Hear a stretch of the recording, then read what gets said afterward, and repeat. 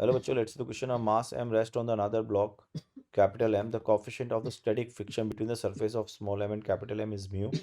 M rests on the smooth frictionless horizontal table. The maximum force applied on capital M for which M will along with M without slipping. तो अगर अपन देखें यहाँ पर ये अपना block है और इस ब्लॉक के ऊपर अपन ने एक ब्लॉक रख रखा है ऐसे। तो गंदा डायग्राम बन गया, दोबारा बनाते हैं। ये अपने पास ब्लॉक हो गया, इसका मास कैपिटल एम है और अपन ने एक स्मॉल एम ब्लॉक ऊपर रख रखा है ऐसे, ठीक है।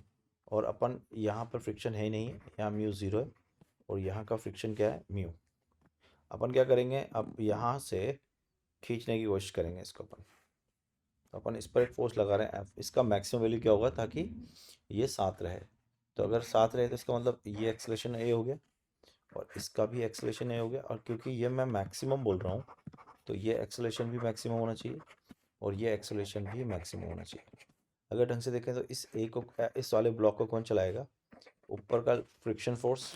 तो फ्रिक्शन जो होगा वो लिमिटिंग हो जाएगा जो कि मैक्सिमम वैल्यू देगा, और अगर ये मैक्सिमम वैल्यू देगा तो ये बन जाएगा म्यू लिमिटिंग, और यहाँ से आएगा आपका मैक्सिमम एक्सेलरेशन।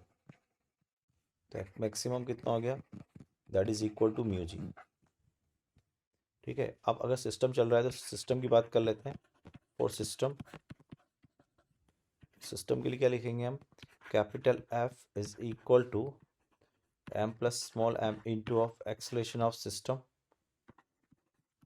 अब आप चाहते हो कि ये फोर्स मैक्सिमम हो जाए तो ये एक्सेलरेशन भी मैक्सिमम होना चाहिए, और maximum acceleration that can be mu g, so it is m plus small m into mu g, that is the maximum force. So right answer of the question is what, B. All the best.